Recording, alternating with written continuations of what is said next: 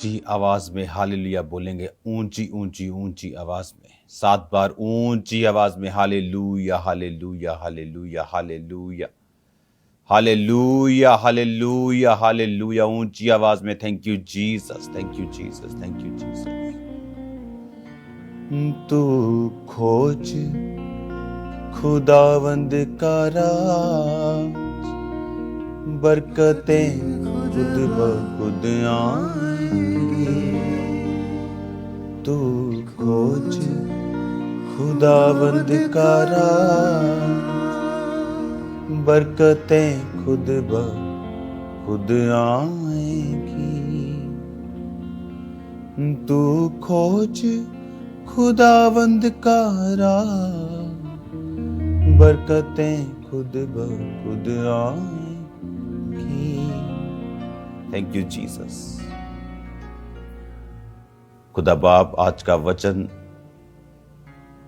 तेरी तरफ से हो। खुदा बाप, आज दा वचन तेरे वल्लों होए, इन्हां दी जिंदगियां नूं बदले। खुदावन, अपने हाथों को उठाओ और कहो, परमेश्वर आज का वचन मुझसे बात करे, मेरी जिंदगी को बदले, मुझे एक बेटर पोजीशन पर लाकर खड़ा करे। प्रभु यीशु मसीह, आप का आत्मा जहां मौजूद है वहां आजादी है। आपका वचन भेजकर आप अपने लोगों को चंगा भी करते हैं। आज आपका आत्मा मुझे आजाद करे और आपका वचन मुझे चंगा करे।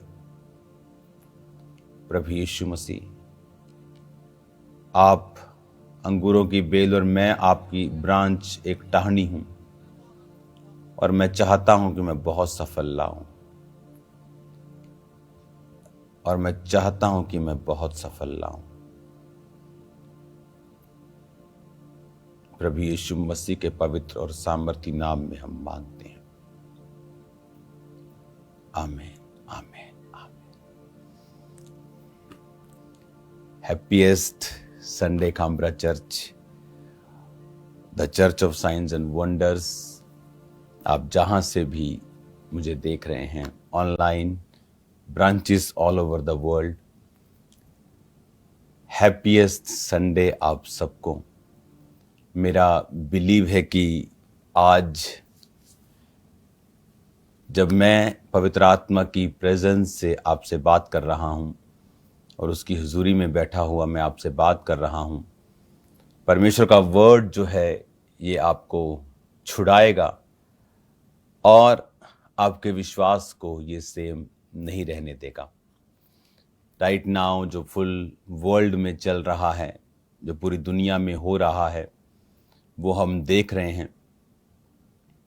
जिस तरह से इकोनॉमिक प्रेशर को लोग झेल रहे हैं, इंडिया में आप देख रहे हैं पेट्रोल डीजल की कीमतें, वहाँ तो कुछ नहीं बढ़ी, इंडिया में तो बहुत ही कम बढ़ी हैं। अगर आप बाकी कंट्रीज़ में जा रहे हैं तो जहाँ वो $2 की 4 लीटर आता था, वो $4 का 4 लीटर है। डबल प्राइस हो चुके हैं।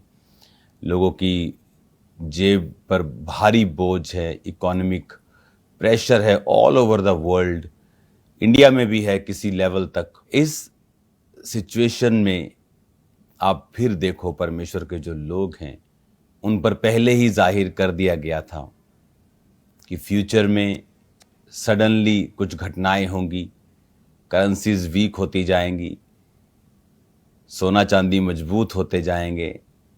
सब चीज़ें पहले से आपको बता दी गई हैं, और अभी ये तो एक प्रतिबिंब, एक छोटा सा उसका एक टेस्ट है जो फ्यूचर में आने वाले समय में होने वाला है। क्योंकि फ्यूचर में मैंने आपको बताया है पहले से ही कि वो घटना जिससे पूरी दुनिया का सारा सेटिंग चेंज हो जाएगा, वो एक वॉर ही होगी, और वो वॉर बड़ी होगी और परमाणु युद्ध वाली होगी। थिंग्स चेंज हो जाएंगी, आंख झपकते ही, पलक झपकते ही सब बदल जाएगा, और मसीही लोग उस समय देखेंगे कि परमेश्वर उनके संग है।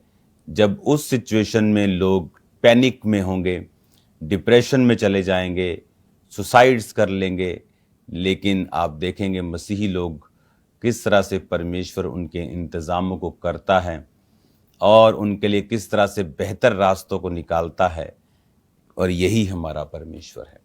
आमीन। ये समय यूएसए टूर और कनाडा टूर एक ब्लेस्ड टूर था, एक मार्वलस टूर था। वाइट हाउस के जो फेथ डिपार्टमेंट है, वहाँ ऑफिशियल डिपार्टमेंट है वाइट हाउस में, उनकी जो हेड हैं एक वाइट लेडी हैं, पास्टर हैं, अनॉइंटेड वुमन ऑफ गॉड हैं। जब मैं यहाँ पर यूएसए में आया तो कम से कम 20 मिनट उनसे बातचीत के दौरान बहुत सी चीज़ें, अगर आप इस प्रोग्राम को देखेंगे जो यहाँ पर हुआ था, तो मेरे को ये मौका नहीं मिला कि मैं लोगों के बीच में जा सकूं, क्योंकि लोगों की एंट्री जो थी वो अलग थी। तो जो स्पेशल गेस्ट थे उनकी एंट्री थोड़ा स्टेज के पास से थी, तो हमें सिर्फ टाइम के टाइम ही जाना था वहाँ और जस्ट अपना स्पिरिचुअल काम करके हमको वापस आना था। तो मैं फुल प्रोग्राम वहाँ नहीं था, जस्ट फ्यू मिनट्स हम वहाँ पे थे। लेकिन जितने भी मिनट हम वहाँ पे थे, हमने एक चीज़ को नोटिस किया कि लोग जैसे गलियों, चौराहों, सड़कों पे खड़े होकर 5-5 के 10-10 के ग्रुप में बैठकर वो प्रार्थना कर रहे थे। क्योंकि लोगों का एंट्री पॉइंट थोड़ा अलग था, तो हमें ये मालूम नहीं था कि कितने लोग बैठे हैं। तो हमारी एंट्री स्टेज के पास से थी, स्पेशल गेस्ट की जस्ट हमने थोड़ा देर प्रार्थना करके डिक्लेरेशन करके वापस आना था। लेकिन जितने भी रास्तों से हम गुजरे हैं, तो जहाँ वो मेन जगह जहाँ लोग बैठे थे वो दिखने में कुछ ही हज़ार लग रहे थे, लेकिन उसके आसपास के सारे जितने भी पार्क्स थे, जितने भी ग्रीनरीज थी, भरी हुई थी। चौक जैसे आप बोल देते हो, जैसे आप फुटपाथ्स बोल देते हो, लोग बैठे थे वहाँ पे।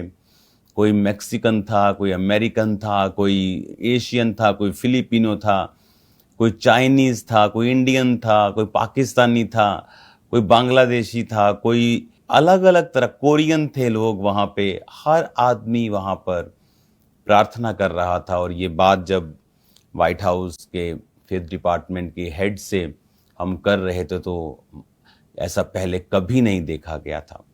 अमेरिका की हिस्ट्री में ऐसा कभी नहीं हुआ कि सरकार की तरफ से एक प्रोग्राम हो और हर जाति, हर धर्म के लोगों में से जिन्होंने परमेश्वर को ग्रहण किया है, वहाँ वो आए और उन्होंने वहाँ पे प्रार्थना की और अजीब रीति के साथ वहाँ पे प्रार्थना की। सुबह जब उन नेशनल जो फेथ एडवाइजरी बोर्ड है उनकी जब कॉफ़ी टाइम था, तो मैं वहीं पे था।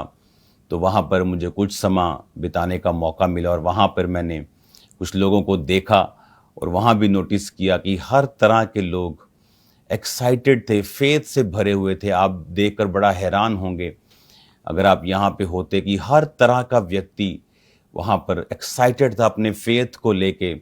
अपने फेथ को लेके नहीं तो लोग सेकंड पोजीशन पे होते हैं। दे टॉक अबाउट ह्यूमैनिटी, सब चीज़ों के बारे में बात करते हैं, साइंस के बारे में, एटमॉस्फेयर के बारे में, क्लाइमेट के बारे में।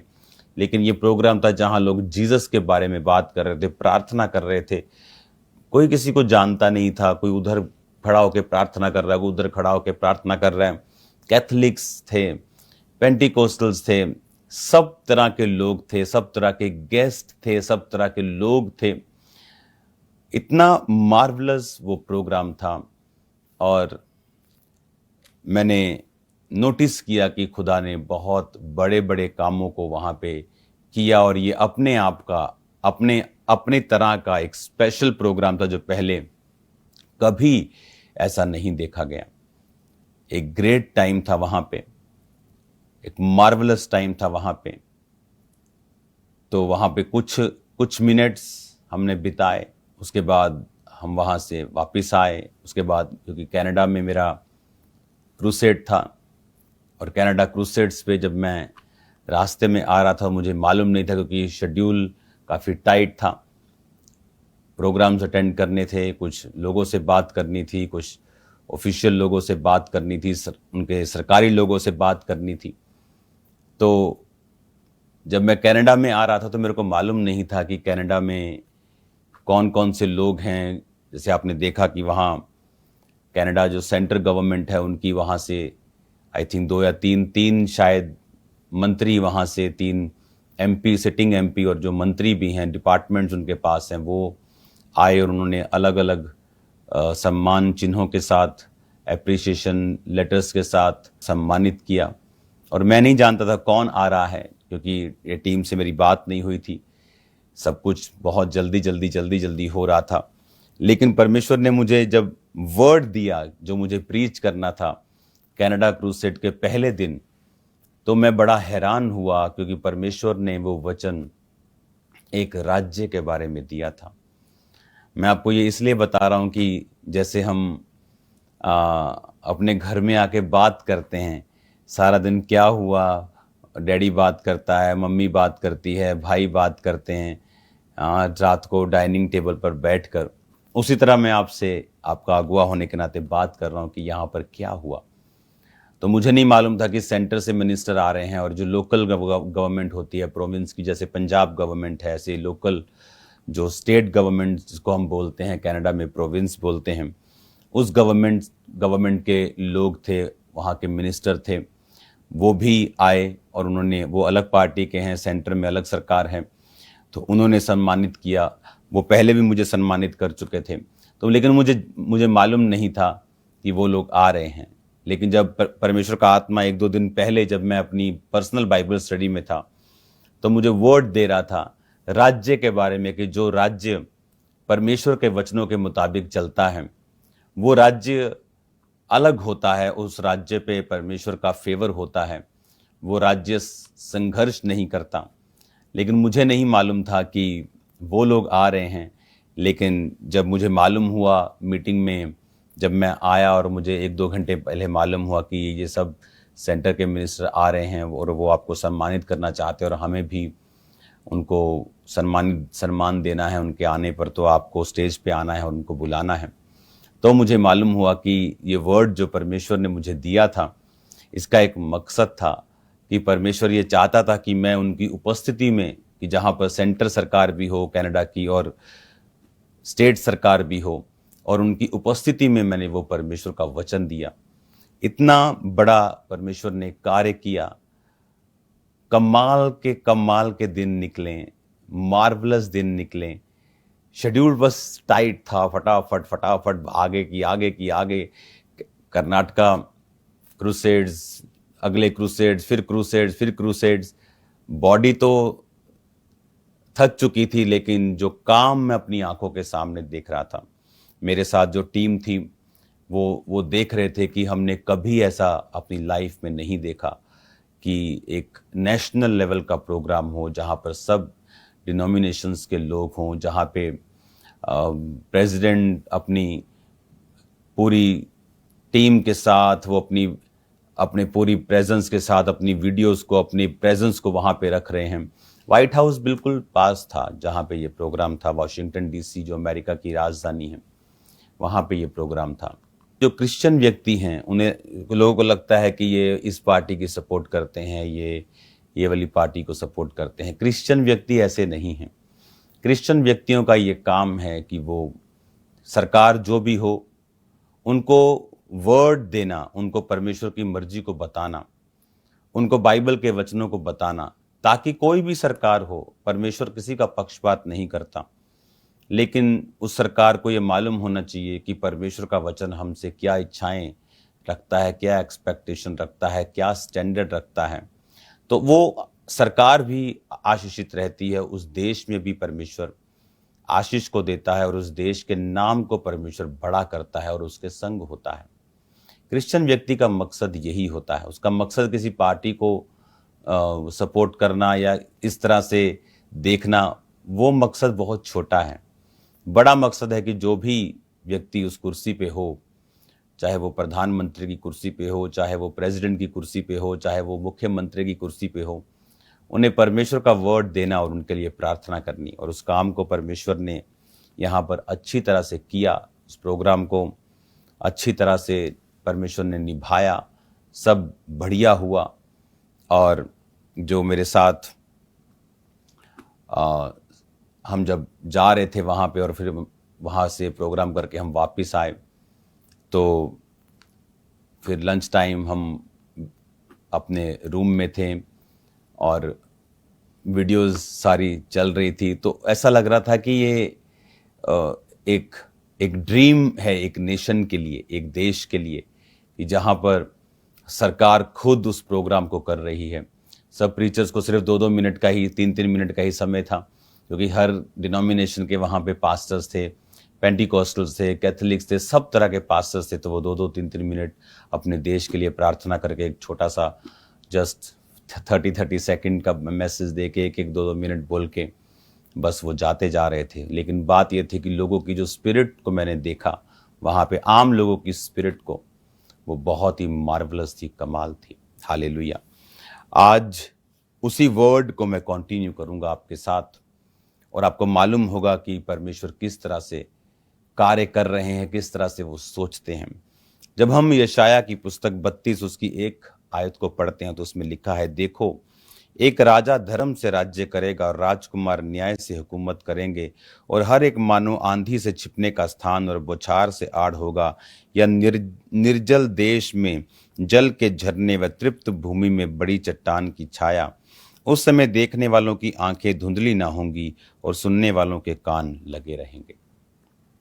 उतावलों के मन ज्ञान की बातें समझेंगे और तुतलाने वालों की जीभ फुर्ती से साफ साफ बोलेगी। मूड फिर उदार न कहलाएगा और न कंजूसी दानी कहा जाएगा। हालेलुया। आज इस वर्ड को जब हम पढ़ रहे हैं, उसमें लिखा कि जब एक राजा धर्म से राज्य करेगा और राजकुमार न्याय से हुकूमत करेंगे, तो कहता तब देखने वालों की आंखें धुंधली नहीं होंगी, सुनने वालों के कान लगे रहेंगे, उतावले के मन ज्ञान की बातें समझेंगे। यानी सब कुछ क्लियर होगा, सब कुछ क्लैरिटी में होगा, कुछ भी कंफ्यूजन्स नहीं होगी। आज जब आप लाइफ में लोगों की जिंदगियों में देखते हैं, सब तरफ कंफ्यूजन्स हैं। उनको मालूम नहीं उनकी लाइफ में उनको क्या करना है, कैसे करना है। वो फाइनेंशियल लाइफ में, मैरिड लाइफ में, फैमिली लाइफ में, सेहत में, अपनी हर तरह की जिंदगी में वो कंफ्यूज हैं। लेकिन लिखा, जब एक राजा धर्म से राज्य करेगा और राजकुमार न्याय से हुकूमत करेंगे। अभी राज्य क्राइस्ट का है, और जब हम परमेश्वर के राज्य के नीचे आते हैं तो लिखा कोई भी कंफ्यूजन नहीं होगी। मूड उदार नहीं कहलाएगा, ना कंजूस दानी कहलाएगा। अगर आप देखें इंटरनेट के ऊपर, आज जो बुरे लोग हैं, जो अपने आप को, जो रॉन्ग लोग हैं, जो बोलने में गलत हैं, जो लोग साफ बोलते हैं कि वो मॉरली फेल हो चुके हैं, लेकिन फिर भी लोग उनको फॉलो करते हैं इंटरनेट के ऊपर, क्योंकि उनको वो अपने आइडल लगने लगे हैं। क्यों? क्योंकि लोग नहीं जानते कि एक्चुअल में कौन हमारा हीरो है। जैसे कोविड से पहले सबको बैटमैन, स्पाइडरमैन हीरो लगते थे, सुपरमैन। लेकिन कोविड के बाद दुनिया की आंखें खुली हैं। वो इल्यूजन में जो जी रहे थे, उनको समझ आया कि परमेश्वर के अलावा और कोई हीरो नहीं है। इस समय कोई बचाने नहीं आ रहा, ये पिक्चर्स में ही बचाने आते हैं, सिर्फ ये मूवी में ही बचाते हैं, लेकिन रियल में नहीं बचाते। रियल में वो भी इंटरनेट पे आके यही कहते हैं, घर में रहिए, सुरक्षित रहिए, वैक्सीन लगाते रहिए। तो उन्हें समझ आया कि परमेश्वर ही हमारा हीरो है, वो ही हमें सेव करता है। हालेलुया। तो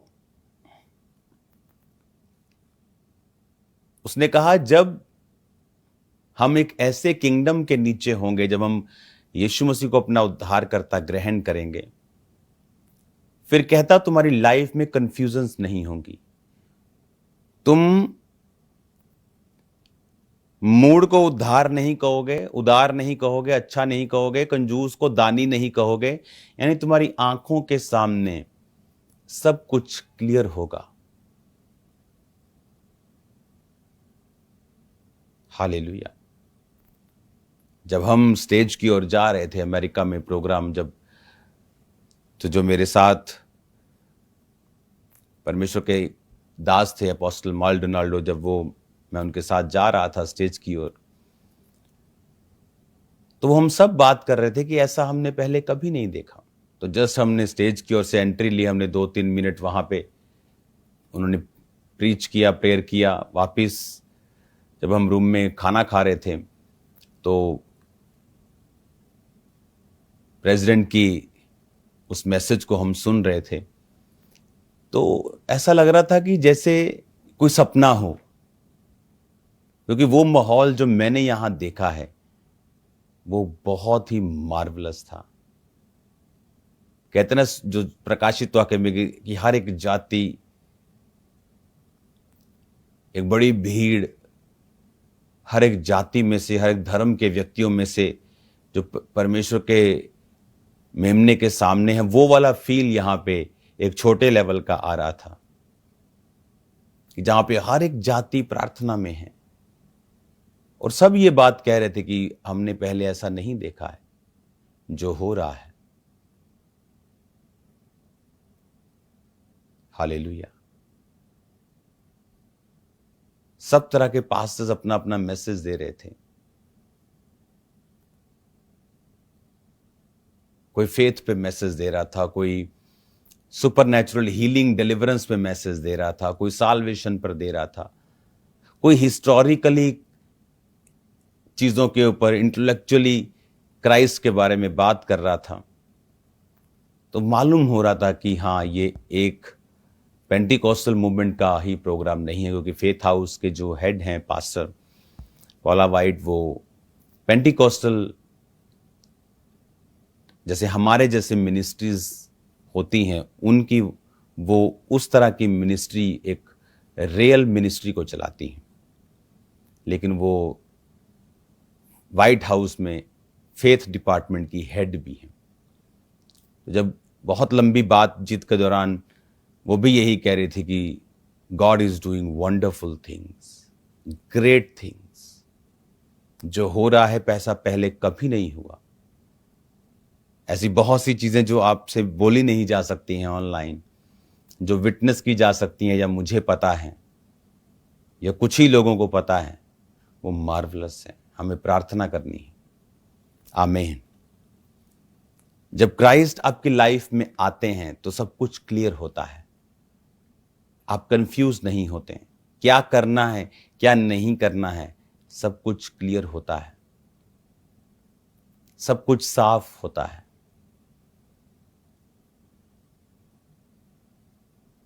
क्या हमें करना है और क्या नहीं करना है, सब कुछ क्लियर होता है। जो परमेश्वर का आत्मा वचन में कह रहा है कि एक राजा धर्म से राज्य करेगा और राजकुमार न्याय से हुकूमत करेंगे, और हर एक आंधी से छिपने का स्थान बौछार से आड़ होगा, निर्जल देश में जल के झरने और तृप्त भूमि में बड़ी चट्टान की छाया। उस समय देखने वालों की आंखें धुंधली ना होंगी। हालेलुया। कि हर एक बौछार से आड़ होगा। जैसे बारिश पड़ती है तो पेड़ के नीचे लोग खड़े हो जाते हैं। उसने कहा तुम एक पेड़ की तरह होगे, कि जब लोगों की लाइफ में मुसीबत आएगी वो तुम्हें कॉल करेंगे कि ये आदमी चर्च जाता है, ये आदमी खामरा चर्च जाता है, इसको मैं फ़ोन करता हूँ, ये बता रहा था मुझे कि मैं ठीक हो सकता हूँ, या वहाँ पे लोग ठीक होते हैं, या वहाँ पे परमेश्वर चमत्कार करता है, वहाँ पे परमेश्वर दुखों को धो देता है, आज़ाद कर देता है। आप मेरी बात समझ रहे कि नहीं? ये ताकत है जब आप धार्मिकता में जीवन जीते हैं, जब आप राइचियस लाइफ जीते हैं। आपके आसपास परमेश्वर एक ऑरा क्रिएट कर देते हैं, आपके आसपास एक एक ग्लोरी क्रिएट कर देते हैं जब आप धार्मिकता में जीवन को जीते हैं, और वो आपकी आईज को ओपन करके रखती हैं। आप कंफ्यूजन में जीवन नहीं जीते, क्योंकि परमेश्वर आपके सामने सब कुछ साफ साफ दिखाता है और आपकी बुद्धि बढ़ जाती है। अगर आप इतिहास की पुस्तक पढ़ें और वहां पर राजाओं को पढ़ें, तो आप देखेंगे कि परमेश्वर ने छोटे से छोटे राजाओं के द्वारा बड़े से बड़े देशों को हराया। और जब वो पॉलिटिकली न्यूट्रल होके सब लोगों को खुश करने की इच्छा से परमेश्वर के वचन को नाराज करते थे, तब परमेश्वर उनको घटाता था। कई बार वो डर जाते थे कि अगर इज़राइल पर फिलिस्तियों ने हमला किया तो कई बार वो मिस्र के राजा से संधि करना चाहता था। तो इसलिए परमेश्वर का वचन जब अब यशाया 31 पढ़ते हैं, तो हाय जो सहायता पाने के लिए मिस्र को जाते हैं और घोड़ों का आसरा करते हैं और रथों पर भरोसा करते हैं, क्योंकि वे बहुत हैं, और सवारों पर क्योंकि वो अति बलवान है, पर इज़राइल के पवित्र की ओर दृष्टि नहीं करते या ना ही यहोवा की खोज करते हैं। परंतु वह भी बुद्धिमान है और वो दुख देगा, और वह अपने वचन ना टालेगा, परंतु उठकर कुकर्मियों के घराने और अनर्थकारियों के सहायकों पर भी चढ़ाई करेगा। पॉलिटिकली खुश करने की इच्छा से कई बार इजरायली राजे परमेश्वर के वचन को स्थापित नहीं करते थे। वो सब उन सारे घटनाओं को, सब कर्मों को, कुकर्मों को चालू रखते थे कि लोग नाराज ना हों, और परमेश्वर उनसे नाराज होता था और उनके राज्य को कम कर देता था। सुलेमान को परमेश्वर ने ब्लेस किया।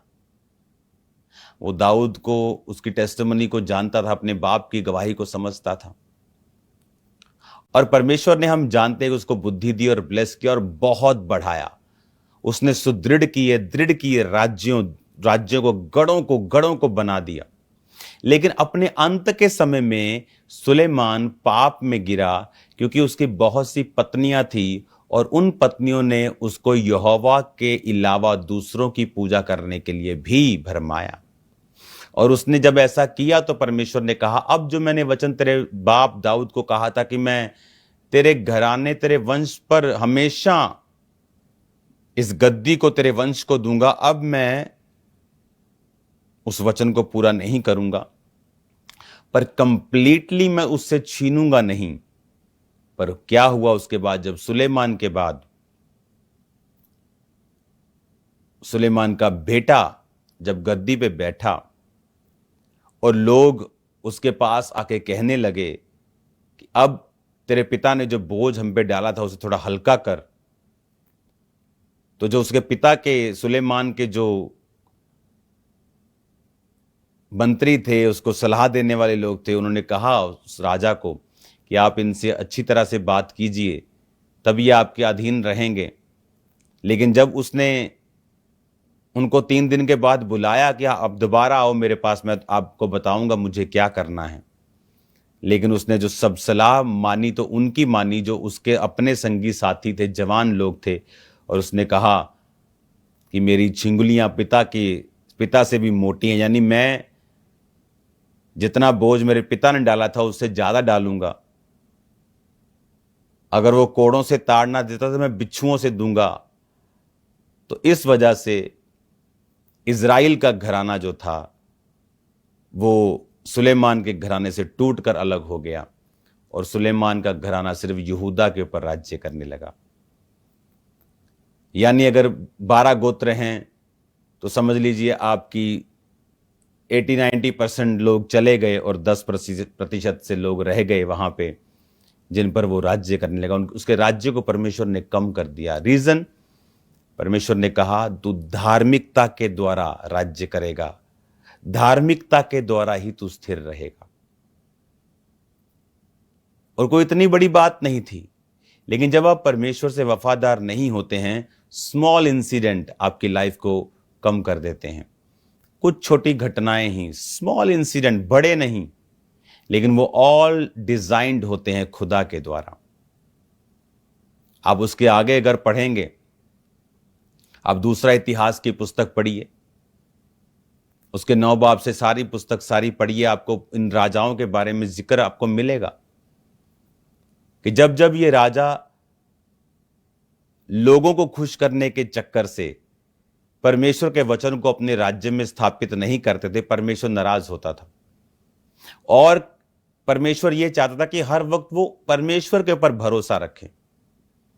जब राजा यहोशापात के ऊपर चढ़ाई हुई तो उसने लिखा, उपवास का प्रचार करवाया। यह प्रचार नहीं किया कि सबके पास, जिनके जिनके पास तलवारें हैं उन्हें ले आओ। कहता उपवास करो, यहोवा को ढूंढो। जब वो लड़ने के लिए जा रहे थे तो लड़ाई की टीम के आगे वर्शिप टीम थी जो वर्शिप कर रही थी। है कि नहीं मूर्खताई लोगों के हिसाब से। लेकिन जब वो वर्शिप करते करते जा रहे थे तो परमेश्वर ने एनिमी के अंदर एक दूसरे के प्रति नफरत पैदा कर दी। वो आपस में एक दूसरे को मार के लड़ने लगे और एक दूसरे को मार दिया, आपस में मर गए वो। और जब यहोशापात वहां पहुंचा तो वो सिर्फ लूट लेने के लिए कि वो मर गए थे, उनके धन को लूटा, और इतना लूटा कि दिन लग गए 3 लूटते लूटते। इतनी बरकत परमेश्वर ने उसे दी क्योंकि वो आत्मिक रीति के संग चला। और जब ये राजा मुसीबत में होते थे और परमेश्वर पे ध्यान हटाकर मिस्र के राजा को बोलता कि आ हमारी सहायता कर, तो तब भी परमेश्वर नाराज होता था। पूरी बाइबल में आप पढ़ेंगे कि हमें हमारा भरोसा परमेश्वर के ऊपर होना चाहिए। यह वचन जब लिखा गया था यीशु मसीह के जन्म के 730 साल के पहले, अप्रॉक्सीमेट 730 से 732 साल के बीच में यह वर्ड लिखा गया था। तब यशायाह को कैसे मालूम था कि यीशु मसीह आएंगे कि राजा धर्म से राज्य करेगा और राजकुमार न्याय से हुकूमत करेंगे। हमारे बारे में लिखा है, राजकुमार आप और मैं हैं, राजा हमारा परमेश्वर है। हालेलुया। आज जब हम धार्मिकता में जीते हैं, बाइबल कहती जब इजरायली राजा धार्मिकता में जीते थे तो उनके प्रति आसपास के लोगों के मन में परमेश्वर उनके प्रति डर को बिठा के रखता था। वो कोई बहुत बड़े बड़े योद्धा नहीं थे। बाइबल कहती वो कमजोरों को चुनता है, तुच्छों को चुनता है। लेकिन सब लोगों के दिलों में डर होता था। और जब वो डर खत्म हो जाता था, क्योंकि ये इजरायली लोग परमेश्वर को पॉलिटिकली साउंड रहने की वजह से, पॉलिटिकली करेक्ट होने की वजह से प्रभु को खुश नहीं कर पाते थे, तो वो लोग इन पर चढ़ाई करके इन पर कब्जा करते थे। और परमेश्वर ने बताता था कि मैं ही हूं जो सबके मनों को कंट्रोल करता हूं, मैं ही हूं जो सब चीजों को कंट्रोल करता हूं। तुम्हें मुझे खुश करना है, लोगों को खुश करने की इच्छा तुमको नहीं रखनी है। हालेलुया। आज आपको ये बातें समझनी है कि परमेश्वर किस तरह से कार्य करता है। वो चाहता है कि हम धार्मिकता में जीवन बिताएं, और फिर वो एक एटमॉस्फेयर क्रिएट करता है आपके घरों में, आपके फाइनेंशियल लाइफ में, आपकी फैमिली लाइफ में, और वो शैतान को रोकता है। वो नुकसान करने वालों के दिलों में बैठ जाता है और वो आपका नुकसान नहीं कर पाते हैं। और जब हम इन राजाओं की और इतिहास की पुस्तकों को पुराने नियम में पढ़ते हैं, हमें क्लियरली समझ आता है कि एवरीथिंग, सब कुछ खुदा के बारे में है, सब कुछ खुदा के साथ जुड़ा हुआ है, एवरीथिंग, सब कुछ। और हमें परमेश्वर के साथ वफादार रहना है, फेथफुल रहना है। और जब हम परमेश्वर के साथ फेथफुल हैं, लाइफ की कंफ्यूजन्स क्लियर हो जाएंगी, रास्ता साफ हो जाएगा, आप आगे बढ़ पाएंगे, सब कुछ साफ होगा, कंजूसदानी नहीं कहलाएगा, मूड उदार नहीं कहलाएगा, आपको सब पता होगा। आज बहुत से इंटरनेट पे आपको पुराने लोग जो मर गए हैं, और वो लोग, बहुत से लोगों के आपको बेकार से बातें मिलती हैं, वो बेकार की बातें करते हैं और लोगों को वो बातें बड़ी रोशनी की लगती हैं, क्योंकि वो अंधेरे में हैं। वो मूड को उदार कहेंगे, मूड के लिए वाह वाह वाह करेंगे, क्या प्रवचन दिया जी, क्या प्रवचन दिया जी, कि व्यभिचार करो, क्यों रोकते हो मनों को। लोग बोलेंगे वाह वाह क्या बात है जी, क्या वचन दिया जी। आपको मिल जाएंगे इंटरनेट पर। वो लोग अंधेरे में, इसलिए मूड को उदार कहते हैं। लेकिन कंजूस दानी नहीं कहलाएगा, लेकिन आपको पता होगा ये सब बेकार है। बाइबल जो कहती है पवित्र बन की तरफ बुलाने वाला पवित्र है, आपको मालूम होगा। इसलिए जब आप धार्मिकता में जीवन जिएंगे और परमेश्वर में जीवन जिएंगे, आपके आसपास के वातावरण को भी परमेश्वर कंट्रोल में रखता है, वो सिस्टम को कंट्रोल में रखता है, वो चीजों को कंट्रोल में रखता है, लोगों के मनों को कंट्रोल में रखता है, फाइनेंस को कंट्रोल में रखता है। आने वाले दिनों में कौन बचेगा? जो परमेश्वर में होगा वही बचेगा।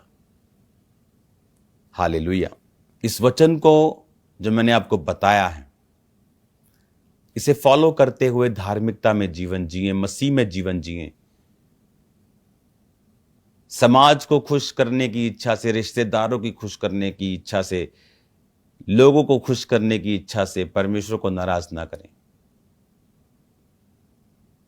आज कोई व्यक्ति आपसे कहता है नहीं नहीं तुम मुझसे शादी कर, मैं तेरे को चर्च जाने से नहीं रोकूंगा। बोलते हैं हाँ हाँ हाँ, उसने कहा है कि वो नहीं रोकेगा, वो क्रिश्चियन नहीं, लेकिन मेरे को नहीं रोकेगा। तुम एक आदमी की बात पे यकीन कर रहे हो। श्रापित है जो मनुष्य पे भरोसा रखे। कल वही आदमी मुकर जाएगा और तुम बोले तुमने कहा था, लेकिन अब तुम जाने नहीं दे रहे हो। अब तुम मैरिज को खत्म नहीं कर सकते हो, क्योंकि एक बार मैरिज होगी तो डाइवोर्स से परमेश्वर नफरत करता है। लेकिन वो फाइट तुमने खुद ही मोल ली है, वो तुमने खुद ही मोल ली है। हालेलुया। जब आप मैरिजेस करते हैं, मेक श्योर सब चीजें क्रिश्चियन रीति के साथ आप करें। वही तो टाइम है ये बताने का कि हम अलग हैं। अगर आपकी शादियों में भी वही होना है जो अन्य जातियों की शादियों में होता है, फिर आप बिल्कुल अपने आप को क्रिश्चियन मत कहें, आप क्रिश्चियन नहीं हैं। एक व्यक्ति जब घरों में शादी होती है, पब्लिक उसमें इन्वॉल्व होती है, रिश्तेदार इन्वॉल्व होते हैं, वो एक ऑल्टर की तरह है, एक पुलपिट की तरह है, जहां आप अनाउंस करते हैं कि कौन है आपका अगुआ, आपका परमेश्वर। लेकिन आपको वो सब करना है जो अन्य जाति करते हैं। फिर आप कहते हैं मैं क्रिश्चियन हूं। और दूसरा, जब एक घर में मृत्यु होती है, तब मालूम होता है आप कितने मसीही हैं, आप कितने आत्मिक हैं, क्योंकि उसमें भी लोग शामिल होते हैं, रिश्तेदार शामिल होते हैं, समाज शामिल होता है।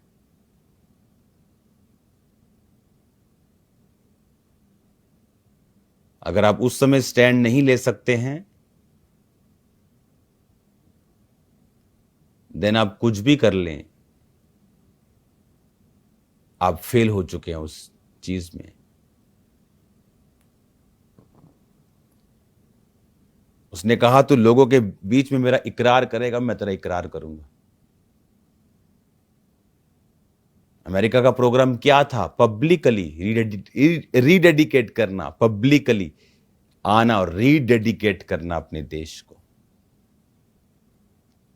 खुले में,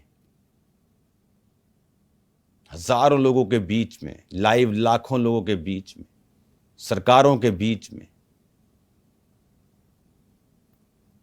हालेलुया।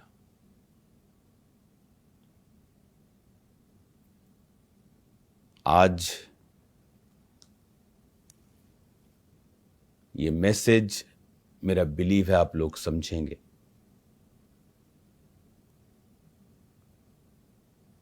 और परमेश्वर के वचन को अपने जीवन में प्रथम स्थान देते हुए आप चलेंगे।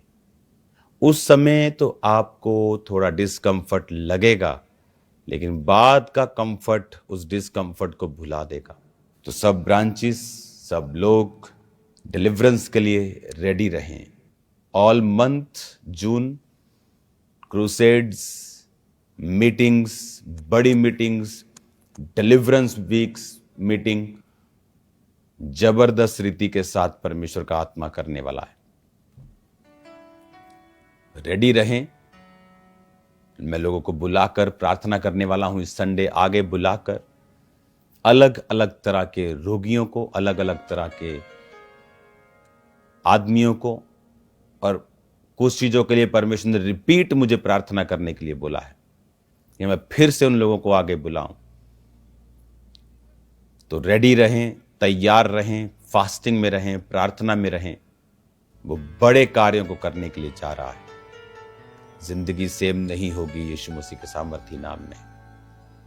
और याद रखो, जब आप परमेश्वर में राइट रीति के साथ चलेंगे, वो रॉन्ग चीजों को आपकी लाइफ से रिमूव करेगा, ताकि आप ग्रो कर सके नेक्स्ट लेवल के लिए, हायर लेवल के लिए।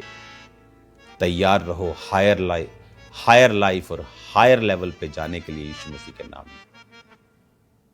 आपकी लाइफ सेम नहीं होगी प्रभु यीशु मसीह के नाम में। जिंदगी सेम नहीं होगी प्रभु यीशु मसीह के नाम में।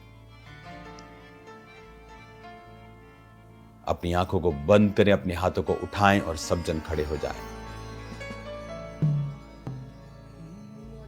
अपना काम करेगा रूह बचावन वाला।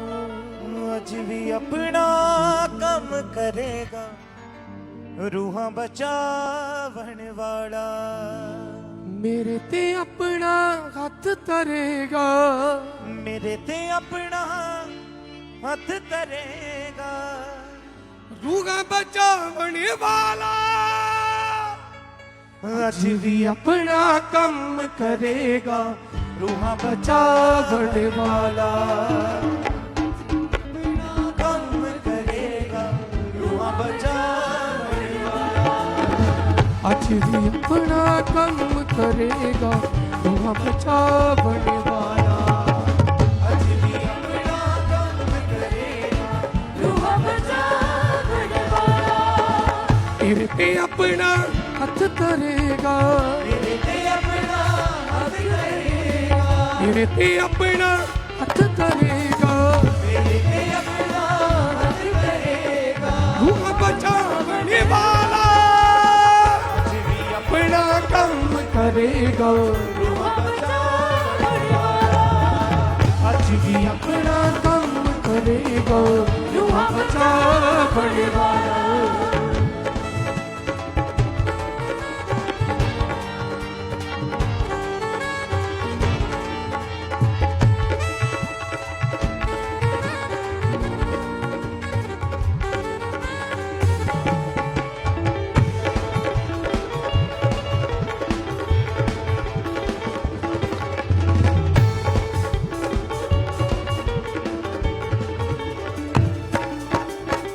बरकत लैन ली आए हाथ, बरकत लेके जाना है। बरकत लेके आए हाथे, बरकत लेके जावांगे। बरकत लैन ली आए हाथ, बरकत लेके जावांगे। बरकत लेके आए हाथे, बरकत लेके जावांगे। अब्राहम इसहाक याकूब दे वांगू बरकत पावांगे।